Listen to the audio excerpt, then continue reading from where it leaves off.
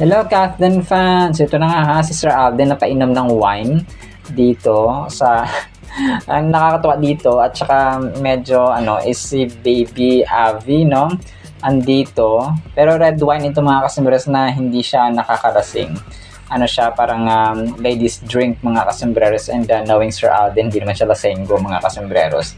So parang hindi ko lang kung celebration ito, walang caption at saka walang walang tawag dito, walang boses mga kasombreros, pero parang nagsasalin siya ng para iinumin niya sa baso na of course pang mayaman, no? Ito yung mga pang mayaman na wine. And yung paglalasing talaga, yun yung kasalanan mga kasombreros. Pero yung pag-inom ng kunwari isang baso, or hindi po yan kasalanan sa Diyos mga kasombreros, yung pag-inom ng wine.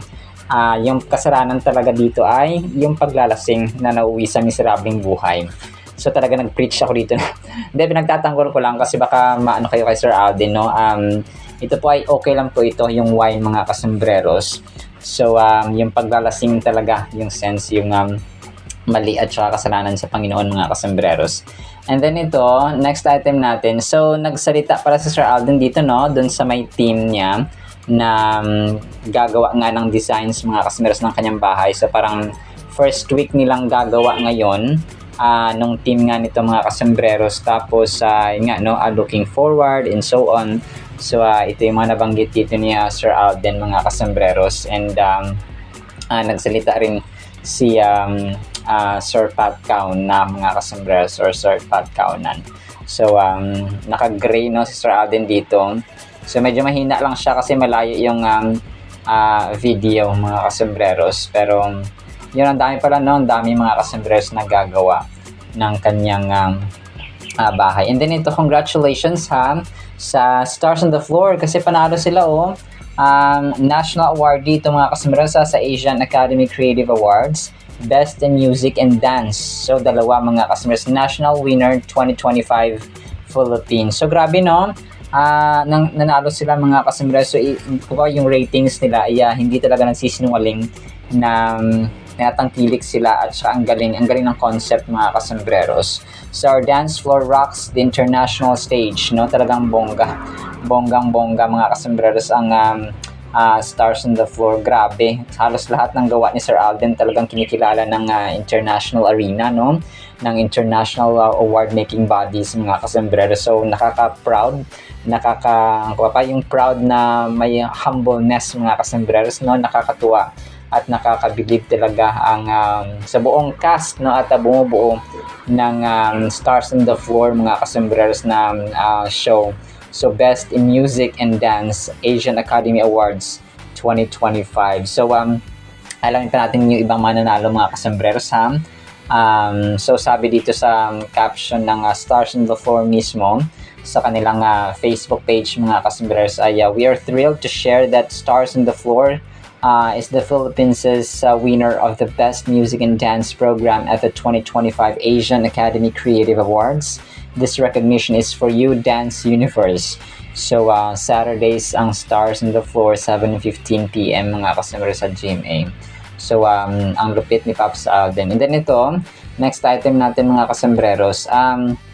Nirecall ng isang admin kahapon na ni Catherine mga kasombreros na October 1. So October 1, 2024, ito pala yung time na nag-shoot sila ng Magic Sarap mga kasombreros.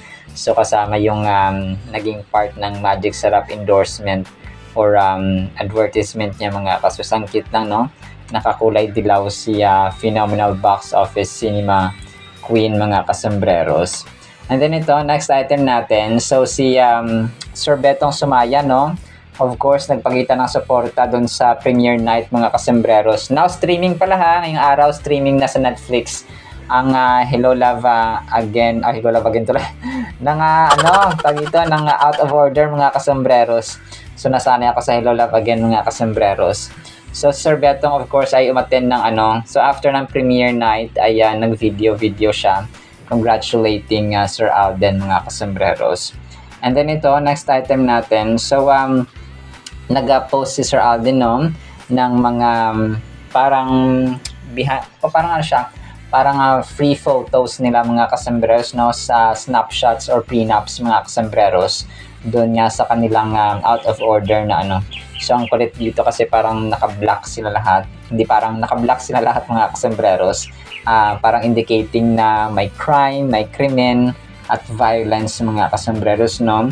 And then kasama dito of course si na Ma'am Heaven, si Sir Nico Manalo mga kasembreros.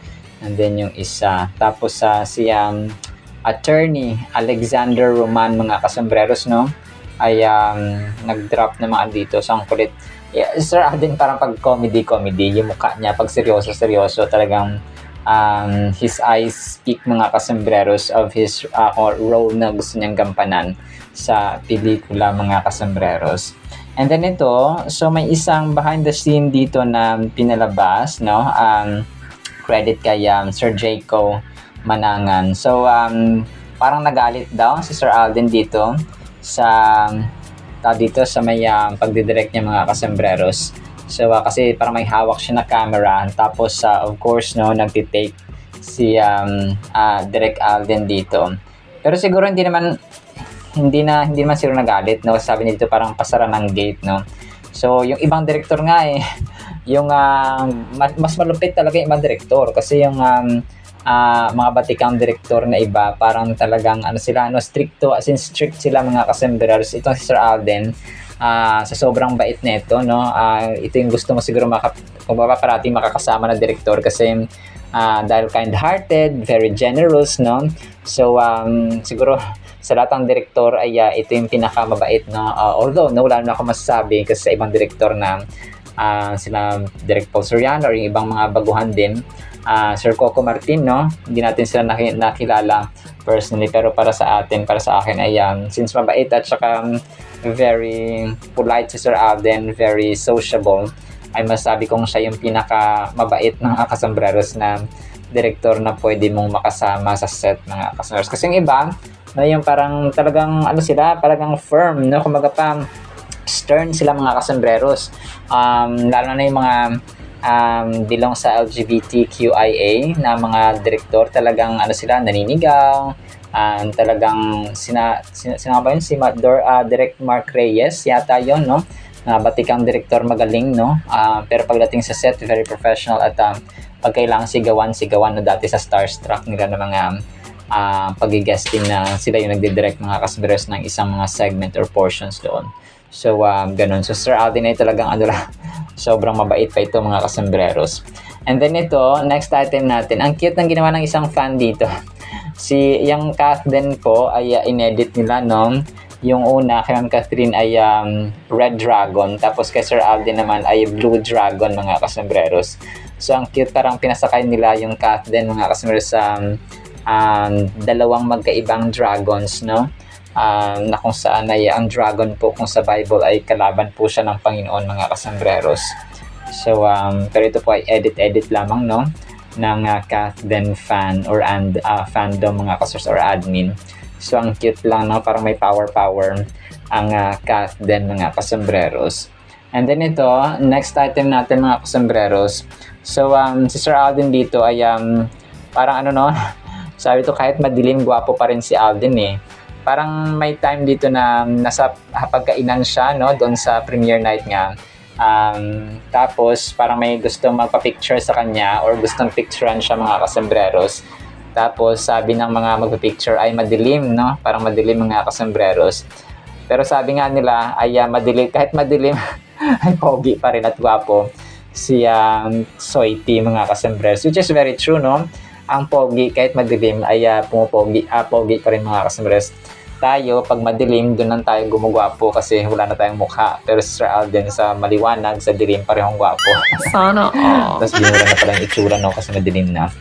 And then ito, last item natin, ito mga kasembreros for today natin. Ito yung parang bagong dito video ng Ribisco Crackers na parang inimbitahan nila sina Sir Alden Richards at saka si Luis Manzano nga mga kasembreros, or pwede rin ito yung time na parang nag-contract signing, o parang ito nga yun, parang ito yung full na video ng contract signing ni Sir Alden Richards mga kasembreros. Pero kanina lang nila in-upload, no, sa Rebisco na Facebook page, mga kasembreros.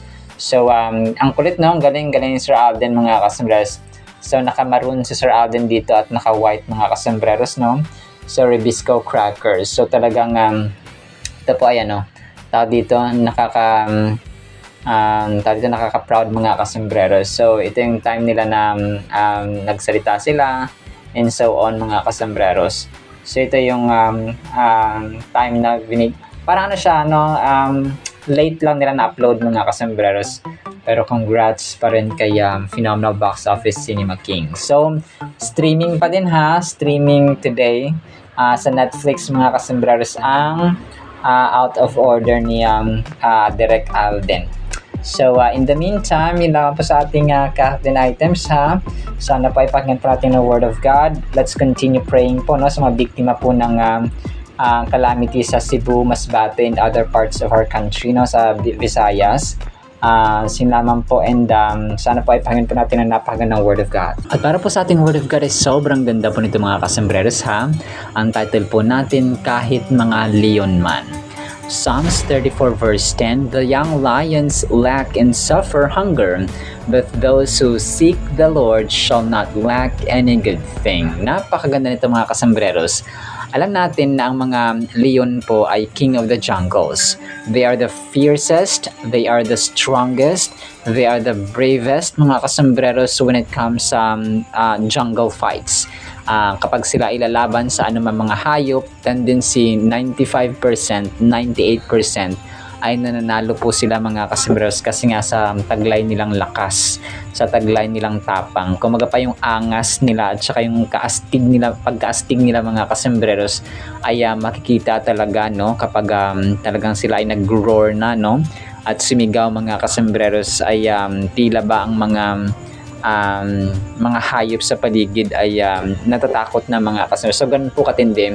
That is why tinagurian silang King of the Jungle, and they weren't called, no, Kings of the Jungle, mga kasembreros, for nothing.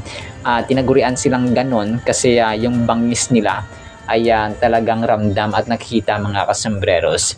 However, sabi dito, mga kasembreros, sa ating verse, no, sa 34 verse 10 ng Psalms, ay nagre-remind ito sa atin ng pangako ng Panginoon dun sa mga taong nagsisik sa Kanya, naghahanap sa Kanya, nagtitiwala sa Kanya, may faith at may trust sa Kanya, mga kasembreros, na inihahambing sa na kahit ang mga leon man, yung mga batang lions, mga kasembreros, or young lions, ay may mga pagkukulang.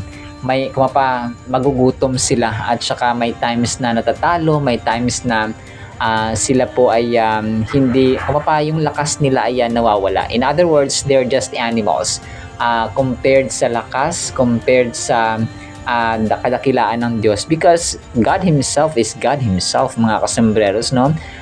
Tayo nga, walang makakapantay, kahit na sino, walang makakapantay sa Panginoon, how much more yung mga young lions. So parang kinumpara dito, no, parang metaphor, comparison, mga kasembreros, ang ginamit ni Haring Solomon dito, na kahit nga yung mga, yung masabi niya dito, kahit nga yung mga batang leon ay nagkukulang, no? Kumbaga pa ay nagkukulang sila ng pagkain, ng lakas, nagugutom sila, mga kasembreros, and so on. Pero yung mga tayo na naghahanap, tayo na may tiwala, tayo na may pananalig sa Panginoon, ay hindi tayo mawawalan, hindi tayo magkukulang, mga kasembreros, ng ating pangangailangan. May mga times na nagkukulang tayo, mga kasembreros, but that's where the provisional power, mga kasembreros, ng ating Panginoon ay nagwo-work kapag tayo po ay nawawalan, sapagkat He introduces Himself and reminds Himself one more time ng Diyos natin, ang ating greatest provider. So napakaganda, no? Ang sabi dito, ang Psalms ay nag-illustrate in general ng mga idea, no, ng may pananampalataya sa Panginoon, mga kasembreros, praising God, worshiping Him, serving Him, and the justice of God to people. All humans can face times of lack or need. just as even the strongest and most powerful creatures like lions can become weak and hungry. So gaya na mention natin mga customers, however, the verse reassures us that those who seek the Lord will not be lacking any good thing. It emphasizes the idea that God provides, kaya sabi natin, siya ang nagpo-provide sa atin mga customers, for His followers and takes care of them even in times of difficulty. So, napakaganda actually ng reminder na ito na parang kinumpara yung isang creature mga customers na malakas kaysa doon sa mga taong naniniwala at nananalig at naghahanap at nagsisik mga customers sa ating Panginoon. So ang verse na ito nag-serve sa ating reminder ng kahalagahan ng pagkakaroon ng pananampalataya and seeking a relationship with the Lord. It encourages us to trust in God's provision and to turn to Him in times of need, knowing that He will not forsake us. So hindi tayo iwan. Alam niyo mga kasumbrero, sa mga times na tayo po ay napipighati, alam na narinig ko yung preaching ni Pastor Bong sa akin. Sabi niya ni Pastor Steven Prado, sabi niya, Lord, nagkasakit ako ngayon, salamat. Nasa ospital ako ngayon, salamat Lord. Namatayan ako, Lord, salamat, sobra-sobra salamat. Ako na-demote ako sa trabaho, Lord, natanggal ako sa trabaho. Lord, maraming salamat dahil natanggal ako sa trabaho. Di ba parang sarcasm yung ganun mga kasers na pleasant irony ba na nahirapan ka na nga, na-demote ka na nga, parang negative na nga yung impact sa'yo, yung dating sa'yo. Pero nagpasalamat ka pa rin sa Panginoon. So, it takes faith kasi alam natin na kapag tayo po ay nawalan, may ibibigay ang Diyos natin because He is our provider. Okay, tama po? So, talagang siguro nakakatawa na ganun yung expression natin sa mga ganung instances na na-demote na nga tayo, nawala na nga tayo, namatay na nga tayo, na-hospital na nga tayo. So, Lord, maraming salamat. Sobrang laki ng bill, 50,000. Di ba parang sarcasm siya, no? Pero dumadating talaga sa buhay natin yung ganun mga kasers. But, ang Diyos natin ay hindi tayo iniwan. Sabi dito, He will never leave us, nor He left us mga kasembreros. Hindi niya tayo iniwan at hindi niya tayo iiwan mga kasembreros kasi minsan kasi tayo lang ang naiiwan sa Panginoon no? Pag times na ang hirap na ng kalagayan natin, parang tayong tumatalikod, wala tayong panahon sa Biblia, wala tayong panahon sa panalangin, kasi nga busy tayo dun sa difficulty or sa problema natin pong kinakaharap. So, hindi po dapat ganun mga kasembreros. As we reflect on this verse, let's consider how we can deepen our relationship with the Lord and trust His provision. How can we seek the Lord more earnestly in our lives? How can we lean on Him during times of lack or struggle? So, ito po ay comfort sa atin yung verse na Psalms 34:10 mga kasembreros na nag-capture ng napakagandang truth or katotohanan about the power of God's provision mga kasembreros at saka yung kanyang katapatan sa ating buhay na kung saan na yung mundong ito ay talagang na-consume na, no? Parang nilamon na ng materialism yung mundong ito mga kasembreros, talagang kaliwat kanan ang pagiging materialistic, no? Lalo yung mga corrupt na mga anak na mga corrupt na officials mga kasembreros, no? Very luxurious at saka lavish ang kanilang buhay, labis-labis na karangyaan mga kasembreros. Pero ito po ay yung verse na ito sa atin ay nagre-remind no na napaka-relevant at saka profound nito mga kasembreros.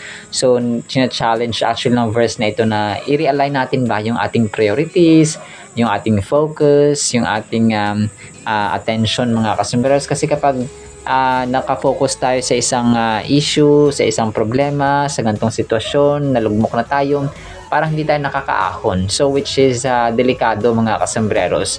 By seeking God first, we acknowledge His sovereignty over our lives and trust in His promise to supply all that we require. So, talagang kung pa siya yung greatest supplier, provider natin mga kasembreros sa iba pang English term. Consider the story of someone facing financial struggles who chose to prioritize the relationship with God. In doing so, they may have experienced unexpected blessings, a supportive community, a new job opportunity, or a profound sense of peace that transcended their material circumstances. So ito yung sinabi natin kanina na kapag nawalan ka ng trabaho, may another job, may another opportunity ang Panginoon. Kapag tayo ay nagkasakit, may another breakthrough na may experience tayo and so on mga kasambreros. So talagang ang pananampalataya natin ay sinusukat sa bawat season ng ating buhay, especially sa mga sorrowful at down moments natin, mga failures natin for example. So doon tayo sinusubok ng Panginoon, but do not lose heart, no, kasi hindi pa yun yung end of the world. Ang Diyos po natin ay andyan, so we only need to trust, believe, and have faith in Him mga kasambreros. So we can trust in God's provision by fully by understanding that He promises to never let us go hungry or lack any good thing. So ito kasing reminder na hindi tayo pagkukulangin mga kasambreros. May mga times na sigurong may kulang, pero pupunuan yan agad ng Panginoon because hindi naman niya, hindi tayo pababayaan bilang mga anak niya mga kasambreros. Pero ang tanong dito, may panahon ba tayo sa Kanya? May panahon ba tayo sa pagbibiblia, no? Pagpapakain nating kaluluwa, may panahon ba tayo sa panalangin? So that's the question. So yan po ay iiwan ko sa inyo mga kasambreros, no? Kailangan magkaroon tayo ng time talaga sa ating buhay, sa panalangin, sa pagbabasa ng Biblia, because that's His greatest love letter. A book that cannot be compared to any other books mga kasambreros, because this book is transformative and powerful, unlike any other worldly books mga kasambreros. Alright, sinabi sa ating Word of God ha, no, pagpalaan po tayo ng pag-ibig, pananampalataya, pag-asa, pananalig at tiwala pa mga kasambreros sa pangako ng ating Panginoon. In Jesus' mighty name we pray. Amen and amen. See you sa next segment mga susan. Paalam po. I love you.